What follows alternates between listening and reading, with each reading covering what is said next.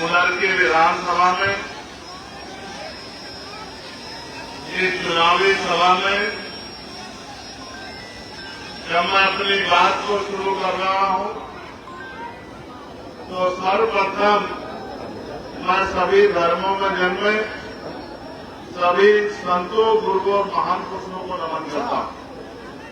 उनमें भी राजपिता ज्योतिबा फूले, छत्रपति साहू जी महाराज, डॉक्टर बाबा साहब अम्बेडकर, संत राम बीए प्रजापति, बाबू जगदेव प्रसाद कुशवाहा, जननायक कपूरी ठाकुर, महामना रामस्वरूप वर्मा, चौधरी चरण सिंह जी, कोतवाल धन सिंह गुर्जर जी और मान्यवर दीना भाना वाल्मीकि साहब के साथ साथ हमारे रांची गुरु मान्यवर साहब श्री काशीराम जी को भी नमन करता हूं।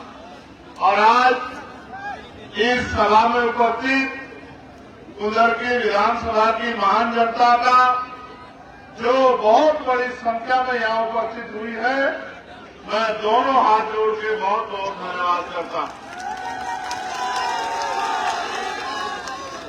बहुत जबरदस्त गर्मी है और ट्रेन छोटा पड़ गया है। मैं नौजवान साथियों का, उनके जोश का दिल की गहराइयों से धन्यवाद देता हूं। गर्मी बहुत है, लेकिन ये गर्मी भी नौजवानों के जोश को कम नहीं कर पा रही है।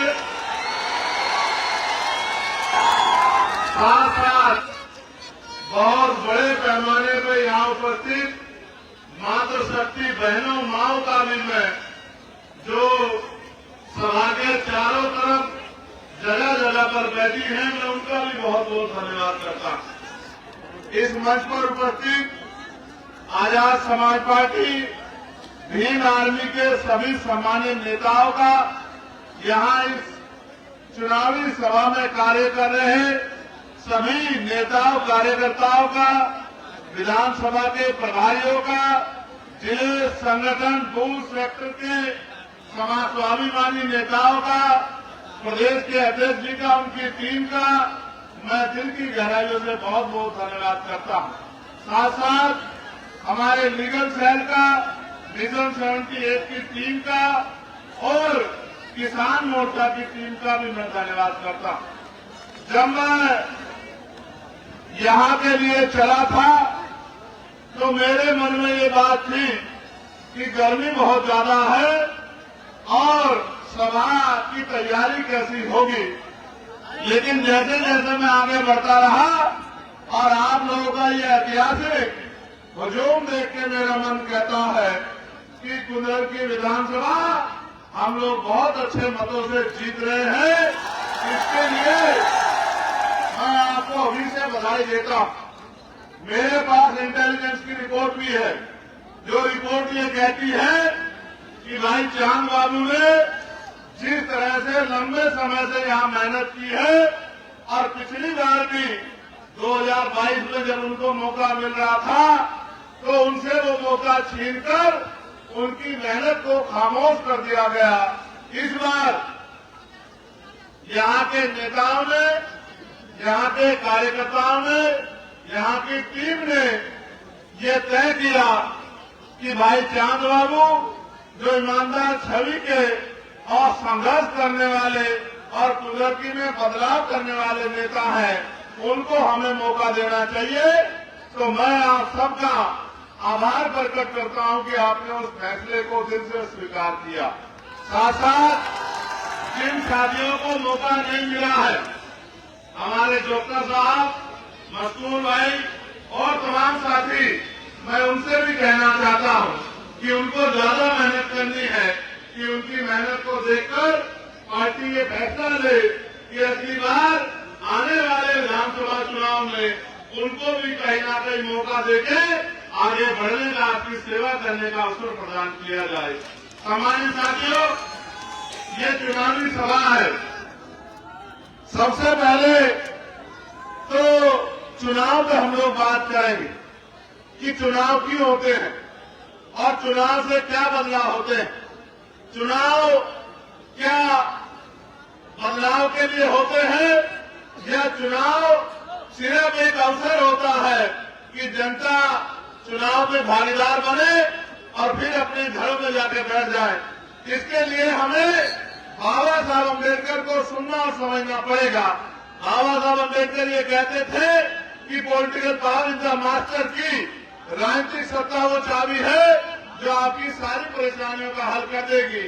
और उन्होंने ये भी कहा कि अगर राजनीति में भागीदारी नहीं करोगे, राजनीति में हिस्सेदारी नहीं करोगे, तो इसका सबसे बड़ा नुकसान ये होगा कि अयोग्य लोग आपके ऊपर शासन करेंगे।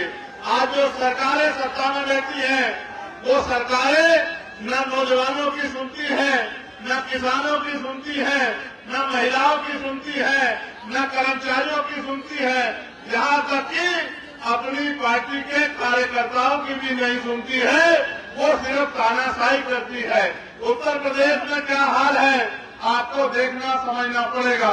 कोई भर्ती ऐसी नहीं है जिसमें घोटाला ना होता हो, कोई भर्ती ऐसी नहीं है जिसमें आरक्षण के साथ छेड़खानी ना होती हो, कोई भर्ती ऐसी नहीं है जिसमें ईमानदारी से भर्ती प्रक्रिया पूरी करवा के नौजवान लोगों को मौका मिले। सरकार के पास कोई योजना नहीं है कि गांव में रहने वाली महिलाओं को उद्योग धंधे लगा के, कुछ उद्योग लगा के रोजगार देने का काम किया जाए। सरकार के पास कोई योजना नहीं है कि पढ़े लिखे नौजवानों को, जिनको उनके माँ बाप ने अपना खून पसीना लगाकर पढ़ा लिखा के तैयार कर दिया है, उनको उनके पैरों पर खड़ा किया जाए, नौकरी रोजगार दिया जाए। ऐसी कोई योजना सरकार के पास नहीं है। और तो और सरकार के पास तो इतनी इच्छा शक्ति में नहीं है कि वो ग्रामीण क्षेत्रों में उद्योग धंधे लगवा के यहाँ के पढ़े लिखे नौजवानों को रोजगार देने का काम करे। मुझे आपको ये समझना है कि 300 साढ़े 300 रुपए की मजदूरी से, 400 रुपए की मजदूरी से आपको सम्मान का जीवन नहीं मिल सकता है। अगर सम्मान का जीवन चाहिए तो फिर आपको, क्योंकि बिना राजनीतिक सम्मान का जीवन दे सकते हैं, न ही अपने घर परिवारों को इतना मजबूत और संपन्न बना सकते हैं कि आप ये महसूस करें कि हमारे परिवार सम्मान का जीवन जी रहे हैं। आप जानते हैं, मैं तो आपके बीच से निकल के आया और आज भी आपके बीच में रहकर इस लड़ाई को लड़ रहा हूं। और आप ये भी जानते हैं, कभी मैंने आपका हाथ नहीं छोड़ा, चाहे उत्तर प्रदेश हो, चाहे मध्य प्रदेश हो, चाहे राजस्थान हो, चाहे कोई और सूबा हो, बिहार हो, दिल्ली हो, हरियाणा हो, पंजाब हो या उत्तराखंड हो, जहां जहां आपके ऊपर, आपके अधिकारों के ऊपर किसी भी सरकार ने हमला करने का काम किया, आपका जुर्म जाति ढाने का काम किया, भीम आर्मी के साथियों ने, आजाद समाज पार्टी के साथियों ने और चंद्रशेखर आजाद ने कंधे से कंधा मिलकर इस लड़ाई को लड़ने का काम किया और उस आवाज को उठाने का काम किया। मैं आज भी नहीं भूला हूं, मैं आज भी नहीं भूला हूं। यही मुरादाबाद के पास में एक पार्क में भाई चंद्रशेखर आजाद का संदेश पहुंचा दो कि मेरे बेटे को न्याय दिला दे। चुनाव चल रहा था लोकसभा का, मैंने चुनाव को पीछे छोड़ दिया और मैं यही रामपुर पहुंच के मैंने उस परिवार की आवाज उठाने का काम किया और उस परिवार को न्याय दिलाने का काम किया। हमारे साथियों, जितनी बड़ी संख्या में मुझे और पार्टी संगठन में भरोसा करने वाले मेरे साथियों, आप ये जानते हो, चाहे 69,000 शिक्षक भर्ती का मामला हो या पुलिस की भर्ती का मामला हो या दरोगा भर्ती का मामला हो या पटवारी भर्ती का मामला हो या आपके कोई भी हत्याबाज हो, कभी मैंने आपका साथ नहीं छोड़ा। चाहे दिल्ली में गुरु घर टूटा हो या एनआरसी का आंदोलन हो, जब मुसलमान भाइयों को परेशान करने का काम किया गया और आपकी वोट लेने वाले नेता घरों में घुस गए, चाहे मौलाना कलीम सिद्दीकी का मामला हो, चाहे तबलीगी जमात का मामला हो, चाहे मौलाना सात साहब का मामला हो, चाहे नासिर जुनैद का मामला हो या अखलाक का मामला हो या पहलू का मामला हो या नजीब का मामला हो या कहीं भी कोई जुर्म हुआ हो। और अभी कुछ दिन पहले उत्तराखंड में चाहे वसीम की हत्या हो, जिस तरह का जुर्म बहराइच में हो रहा है, जिस तरह का जुर्म बुढ़ाना में हो रहा है, ये नेता जिनको आपने 37 एमपी जिनके बना दिए, वो चद्दर तान के एसी में पड़ के सो रहे हैं और चंद्रशेखर आजाद सड़कों में आपकी लड़ाई लड़ रहा है। और कभी कोई शिकायत नहीं, कभी कोई शिकायत आपसे नहीं की है। और इच्छा ये है, सिर्फ इच्छा ये है कि जिस तरह देश के वीरों को सुख सुविधा का जीवन मिल रहा है, इस प्रदेश के और देश के हर गरीब को सुख सुविधा का जीवन मिलना चाहिए। इच्छा सिर्फ इतनी है कि जिस तरह से अमीर अपने बच्चे को प्राइवेट स्कूल में अच्छी शिक्षा दिला पा रहा है, गरीब के बच्चे को भी अच्छी शिक्षा मिलनी चाहिए और गरीब के बच्चों को भी रोजगार की व्यवस्था होनी चाहिए। इच्छा ये है, ज्यादा इच्छा नहीं है। इच्छा ये है जिस तरह अमीर अपने बच्चों का और खुद का इलाज प्राइवेट हॉस्पिटल में करा के अपनी जिंदगी को बचा लेता है, गरीब को भी उतना अच्छा इलाज सरकारी हॉस्पिटल में बहुत कम पैसे में मिलना चाहिए। बहुत बड़ी इच्छा नहीं है। इच्छा ये है कि सदियों से जुल्म सहते आ रहे इन गरीबों के हाथ में भी सुख सुविधा और सम्मान का जीवन आना चाहिए। बहुत बड़ी इच्छाएं नहीं है। इच्छा ये है कि गांव में काम करने वाली मेरी माँ बहनों को, जिनको भट्टे में काम करना पड़ता है, जिनको कोल्हू में काम करना पड़ता है, जिनको ईंटें उठानी पड़ती है, जिनको फेरी करना पड़ता है मेरे भाइयों को, और जिनके जाति धर्म के आधार पर जुल्म हो रहा है, ये जुल्म बंद होना चाहिए। जिस तरह से आरक्षण को खत्म करने का प्रयास भारतीय जनता पार्टी की सरकार दलित पिछड़े वर्ग के लोगों कर रही है, ये आरक्षण के साथ छेड़खानी बंद होनी चाहिए। मैंने तो पार्लियामेंट में मांग उठाई थी, आपने सुना भी होगा कि अब समय आ गया है कि निजी क्षेत्रों में SC/ST OBC के लोगों के लिए आरक्षण की व्यवस्था होनी चाहिए। ये पाल, प्रजापति, कश्यप, सैनी, मौर्य, साकेत, कुटवा, बिंद, राजभर, केवट, मल्ला, जाट, गुर्जर, तमाम जातियों के लोग जो पिछड़े वर्ग में आते हैं, जिनके पढ़े लिखे बच्चे बेरोजगार घूम रहे हैं, इनको संख्या के आधार पर आरक्षण मिलना चाहिए। और जो शेड्यूल कास्ट की जातियां हैं, इनको भी संख्या के आधार पर आरक्षण मिलना चाहिए। और सभी का जाति धर्म से ऊपर उठ के सभी का सम्मान होना चाहिए। जिस तरह का जुल्म आज बहन बेटियों पे हो रहा है, मेरी प्यारी प्यारी बच्चियां खड़ी है, डर लगता है कि कोई गुंडा किसी बहन को अपमानित न कर दे। और अपमानित करने वाले लोगों को ये भाजपा की सरकार के लोग संरक्षण देने का काम करते हैं। ईमानदार पुलिस कर्मियों को डराने का, दबाने का काम करते हैं। कानून व्यवस्था को चौकट करने का काम, कानून व्यवस्था को दम तोड़ देने का काम कराते हैं। ये जुल्म जाति बंद होनी चाहिए। बहन बेटियों का सम्मान होना चाहिए। बहन बेटियों को नौकरी रोजगार मिलना चाहिए। और धर्म के नाम पे जो हिंसा हो रही है, जिस तरह से अन्य धर्मों के महापुरुषों को, पीर को, पैगंबरों को, जिस तरह से गुरुओं को अपमानित किया जा रहा है, उनके खिलाफ हिंसा का माहौल बनाया जा रहा है, उनके खिलाफ अपमानजनक टिप्पणी की जा रही है और देश को अस्थिर करने का प्रयास किया जा रहा है। ये जुल्म जाति में बंद होनी चाहिए, चाहे अपमान धर्म के आधार पर हो या जाति के आधार पर, ये सब बंद होना चाहिए।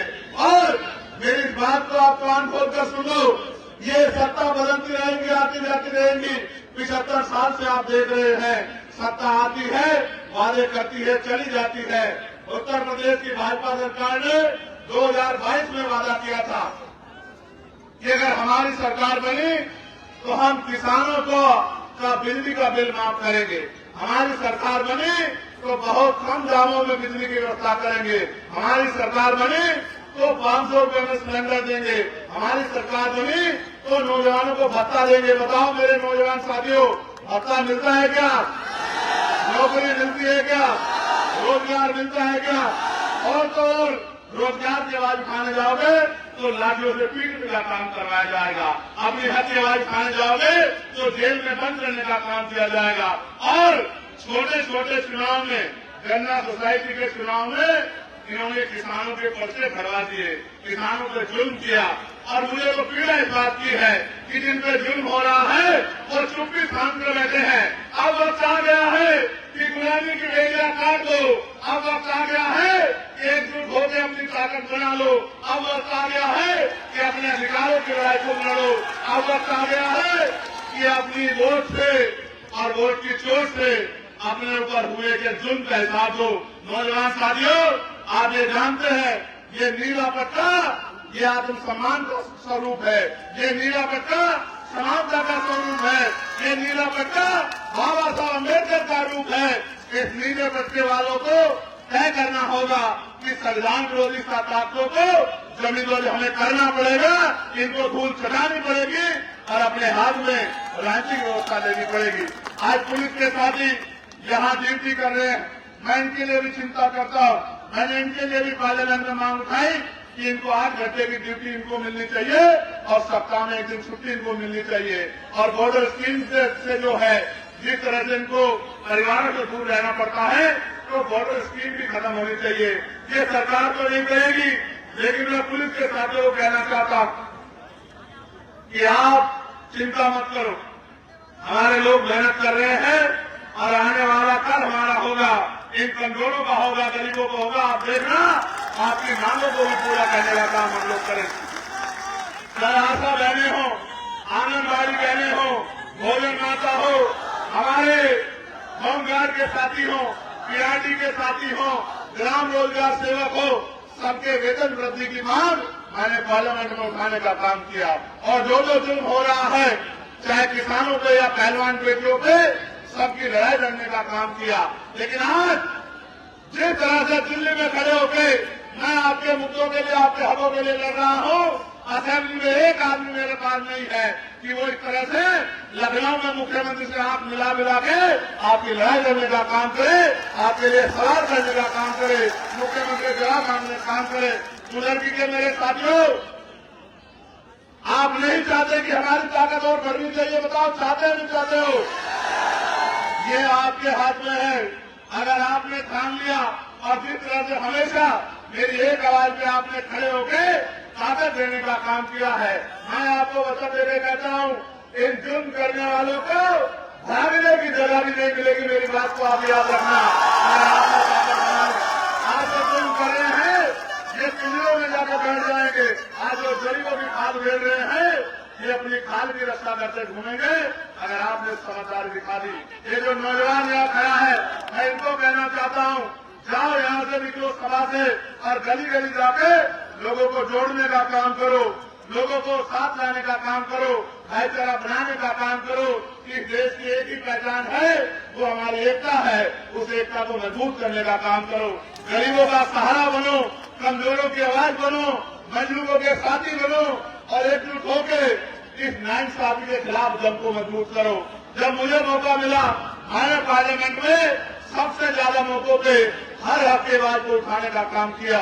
लेकिन कभी कभी तकलीफ होती है कि असेंबली में जिस तरह से उत्तर प्रदेश में कानून बन रहे, चाहे नजूल का कानून बना दिया हो लोगों की जमीन हटने के लिए, और एक और उत्तर प्रदेश में एक और बात चल रही है कि उत्तर प्रदेश की सरकार कानून को नहीं मानती, उत्तर प्रदेश की सरकार संविधान को नहीं मानती, उत्तर प्रदेश की सरकार बुलडोजर से न्याय करती है।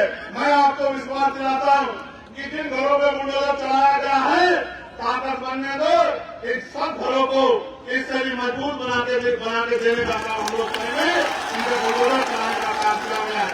और इन सरकारों ने जमीन नहीं दी, घर नहीं दिए, रोजगार नहीं दिए, आत्मसम्मान का जीवन नहीं दिया, लेकिन रोज कहीं न कहीं जबरदस्ती गरीबों के, दलितों के, पिछड़ों के, मुसलमानों के घरों को लूटने के लिए, उनको उठाने के लिए नए इनके पास ऑर्डर आ जाते हैं। अभी यहाँ संभल में 90 परिवारों का जो 50 साल से ज्यादा समय से रह रहे थे बहजोई में, उनके घर जो है तोड़ दिए,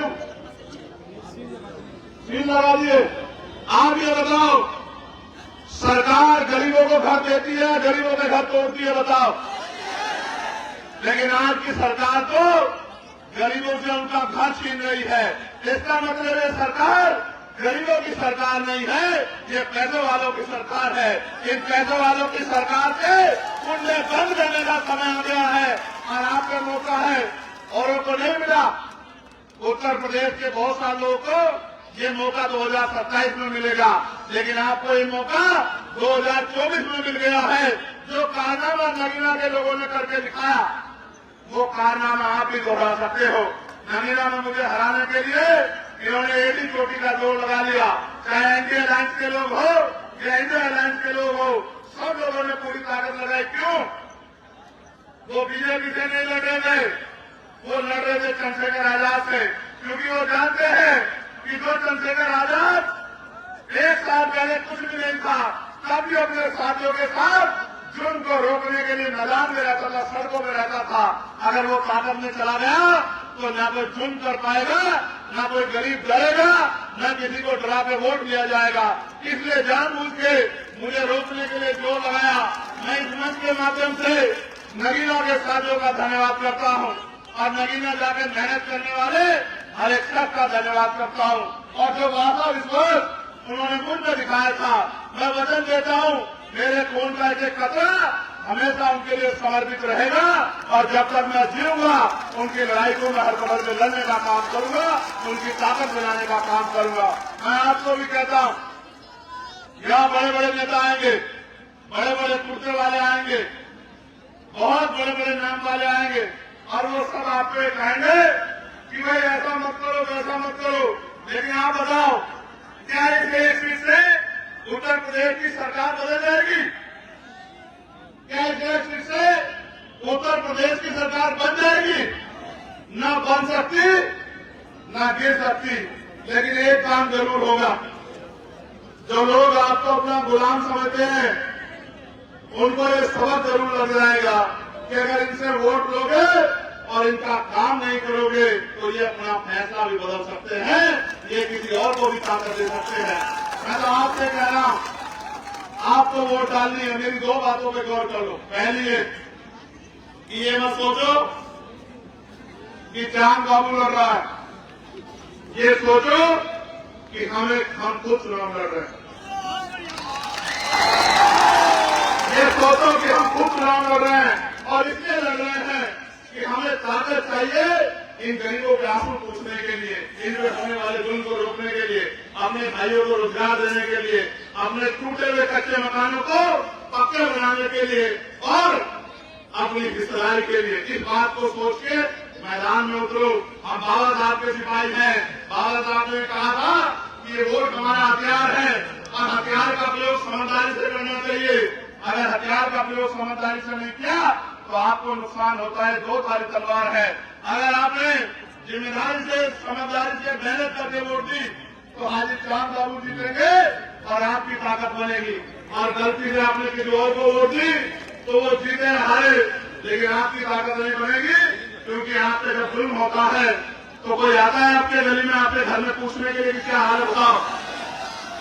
आज जो जुल्म हो रहा है तो पूछने आता है क्या?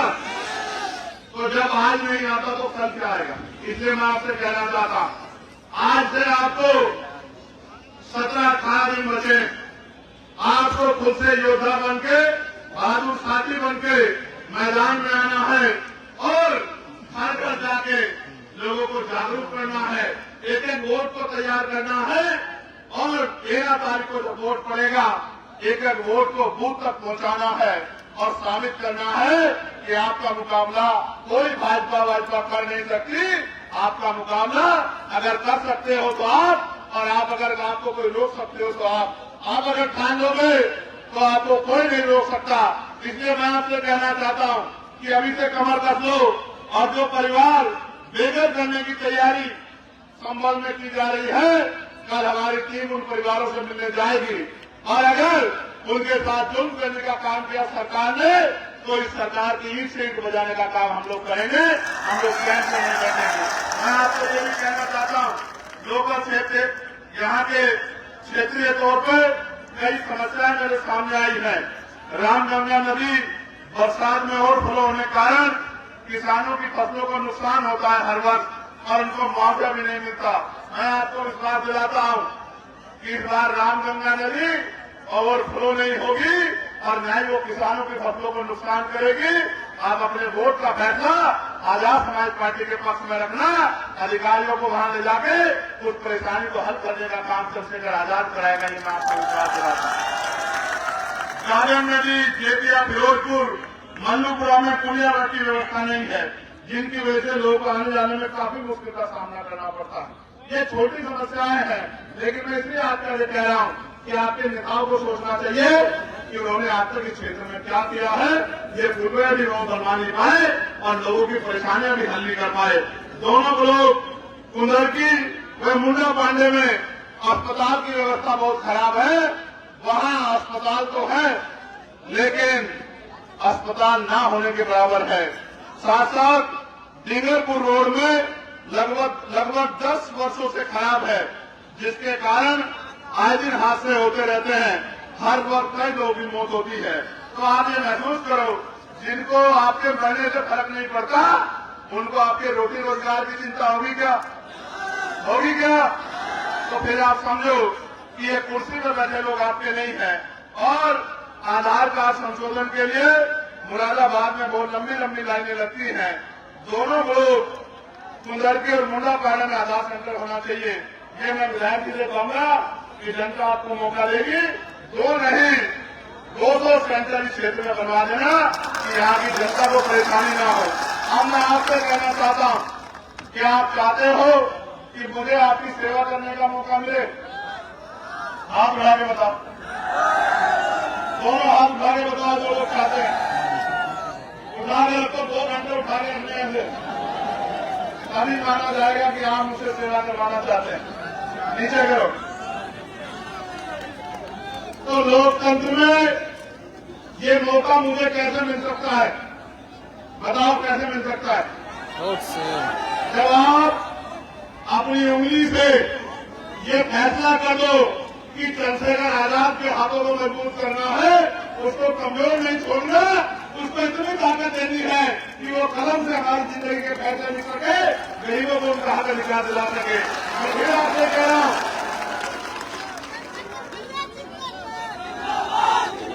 मेरी तरफ गौर से देखो, मेरी तरफ गौर से देखो, बताओ तुम में और मुझ में कुछ अलग अलग है क्या? तुम और मैं एक जैसे हालात से आए निकल के, आपने मेहनत करके अपने खून पसीने का 1 रुपया लगा के मुझे जिताकर लोकसभा भेजने का काम किया। लेकिन जब से मैं लोकसभा गया हूं, बताओ क्या एक दिन में आपने चैन से बैठा देखा? कोई ऐसा मामला देखा जहां मेरी जरूरत और मैं ना पहुंचाऊं? मैं आपसे फिर ये कह रहा हूं, मैंने 16 महीने जेल काटी। याद है नहीं याद है आपको? क्या मेरे घर का झगड़ा था? मैंने दिल्ली में 2 बार तिहाड़ काटी। एक बार जब गुरु घर टूट गया था तब, और दूसरी बार एनआरसी में, जब इस प्रदेश का नहीं पूरे देश का मुसलमान अपने आप को तगड़ा अकेला महसूस कर रहा था और जिनको वोट देता था वो फोन भी नहीं उठाते थे, दरवाजे भी खोलते थे। जब सब लोग और उसमें भी माँ बहने सड़कों पर बैठी थी, इस उम्मीद से भी कोई उनकी आवाज बढ़ेगा। कभी अकेला चंद्रशेखर आजाद और भीम आर्मी थी जिसने सड़कों को नीला करके ये विश्वास दिलाने का काम किया था कि आप अकेले नहीं हो, हम सब लोग आपके साथ। आपको याद होगा जब किसान आंदोलन कर रहे थे, उन किसानों के लिए 13 महीने सड़कों पे हमने खून पसीना बहाने का काम किया। आपको याद होगा जब पहलवान बेटियां इस भाजपा सरकार से लड़के वहां जंतर मंतर का आंदोलन कर रही थी, तो उनकी आवाज उठाने के लिए आपका यही बेटा चंद्रशेखर आजाद, आपका भाई मैदान में खड़ा था। आपको याद होगा कि जब मैंने चाचा गोलियां खाई, याद है नहीं याद है? जब आपने खून से होली खेलने का प्रयास किया गया था, आपके भाई को मारने का प्रयास किया गया था, भूल तो नहीं गए हो? और इन्हीं सरकार के लोगों ने मजाक बनाने का काम किया था। आपने साबित कर दिया कि ये गरीब अमीरों के भरोसे नहीं है। आपने नगीना में साबित कर दिया। लेकिन मैं आपको वचन देता हूं कि मैं भी जब तक चैन से नहीं बैठूंगा, जब तक मेरी हर मां बहन ये महसूस ना करे कि वो देश में इज्जत की जिंदगी और सुख सुविधाओं की जिंदगी प्राप्त कर चुकी है, तब तक मैं चैन से नहीं बैठूंगा। जब तक चाहे जैन हो, चाहे बौद्ध हो, चाहे सिख हो, चाहे ईसाई हो, चाहे मुसलमान हो, चाहे किसान हो, चाहे नौजवान हो, जब तक उनकी परेशानियों को हम लोग खत्म नहीं कर देते, तब तक हम लोग चैन से नहीं बैठेंगे। मैं धन्यवाद दूंगा हमारे प्रदेश की टीम का, हमारे मंडल के जिले के नेताओं का, मैं धन्यवाद दूंगा हमारी महिला नेताओं का। लेकिन मैं सबसे ज्यादा धन्यवाद दूंगा कुंदरकी की महाजनता का। इसी तरह आज उन्होंने इन बड़े बड़े दलों के सामने मेरे हौसले को मजबूत किया है। मैं वचन देके कहता हूं मेरे खून का आदमी कल्ला भी आपके काम आएगा। और जो साथी यहाँ मेहनत कर रहे हैं उन्होंने मुझसे वादा किया था कि आप श्याम बाबू को मौका दे दो, हम दिन रात एक कर देंगे। आप सोचो होगा क्या अगर आपने इस विधानसभा को जिता दिया, क्या होगा पता आपको? क्या होगा आपको पता है? मैं बताता हूं क्या होगा। जो अधिकारी कर्मचारी आज आपकी सुनते नहीं है ना, आप लिख के रख लो। 13 तारीख को वोट पड़ेंगे, 23 में परिणाम आएगा। 24 में वो अधिकारी जब आप अपनी परेशानी लेकर जाया करोगे तो वो आपको खड़े होकर नमस्कार करके बुलाया करेंगे कि आइए भाई अपनी परेशानी बताइए। पूछो क्यों? पूछो क्यों? पूछो क्यों? क्योंकि उनको ये पता लग जाएगा कि अब समय बदलने वाला है। आज इनको दफ्तरों से रोक रहे हो, कल उनका आदमी, कल उनका भाई इतना ताकतवर हो जाएगा कि एसपी कौन लड़ेगा, डीएम कौन लड़ेगा, कमिश्नर कौन लड़ेगा, उसकी कलम से फैसले होंगे। तो अब हमें इन लोगों को परेशान नहीं करना है, अब हमें इन लोगों की सुनवाई करनी है, इनकी मदद करनी है। इस बात का एहसास उनको हो जाएगा। और आप याद रखना, आज कह रहा हूं इस मंच से, आज कह रहा हूं 2025 शुरू होने दो। इतनी मेहनत करूंगा, इतनी मेहनत करूंगा, अपने साथियों के साथ मिलके गांव गांव जाऊंगा, गली गली जाऊंगा, कस्बे कस्बे जाऊंगा, विधानसभाओं में जाऊंगा, बूथ के साथी को, सेक्टर के साथी को, विधानसभा के साथी को उनके साथ बैठ के रूखी सूखी खा के जैसे भी तरह में वो सुनाएंगे, कच्चे में पक्के में उनके साथ रह के अगले 2 साल इतनी मेहनत करेंगे कि 2027 में इस भारतीय जनता पार्टी की सरकार को उखाड़ के फेंक देंगे। मेरी बात इसलिए आपसे कहना चाहता हूं, इनके बाद एक रास्ता है कि ये मेरा जीवन खत्म कर दें, क्योंकि जीते जी में इन पर रुकने वाला नहीं। और वो नोट नहीं बना जो चंद्रशेखर आजाद को खरीद ले, याद रखना। वो नोट नहीं बना जो चंद्रशेखर आजाद के रास्ते को रोक दे। लेकिन मेरी ताकत तो आप ही हो, मेरे पास आपके अलावा क्या है? उनके पास बड़ा बड़ा मीडिया हाउस है, बड़े बड़े नेता है। मेरे पास तो मेरे नेता लोग ये खड़े हैं, मेरे पास कौन से और? मेरे तो मुख्यमंत्री भी आप हो, मेरे तो मंत्री भी आप हो, विधायक सांसद भी आप हो। मेरे पास तो आपके अलावा कुछ नहीं। मैं बहुत सपनों में नहीं रखना चाहता। मैं आपसे कहना चाहता हूं, एक बार इस लड़ाई का लड़ने का मौका मुझे दो और फिर बताना जो काम 5 साल में हम कर जाएंगे, पिछले 50 साल में नहीं होगा और अगले 100 साल में नहीं कोई कर पाएगा। मेरी बात को आप याद रखना। ऐसे स्कूल बनाएंगे, ये नौजवान साथियों सुनो, ऐसे स्कूल बनाएंगे कि प्राइवेट स्कूल की तरफ कोई गरीब देखेगा नहीं, अमीर भी नहीं देखेगा, सरकारी स्कूल में अपने बच्चों को लेकर आएगा। ऐसे स्कूल बनाकर दिखाएंगे, ऐसे हॉस्पिटल बनाकर दिखाएंगे कि प्राइवेट की तरफ कोई भागेगा नहीं, सरकारी अस्पताल में लोग अपना इलाज कराने आएंगे और तो प्राइवेट हॉस्पिटल का डॉक्टर भी सरकारी अस्पताल में इलाज कराने आएगा। ऐसी सड़कें बनाएंगे, ऐसी सड़कें बनाएंगे कि सड़कों को देख के ऐसा लगा करेगा कि ये सड़क है या फरस है। मेरी बात को आप याद रखना। ऐसे नियम और कानून बनाएंगे कि गरीबों को कोई सता नहीं पाएगा। ऐसी व्यवस्था करेंगे कि धर्म और जाति के आधार पे कोई किसी मजहब का, कोई किसी व्यक्ति का शोषण नहीं कर पाएगा।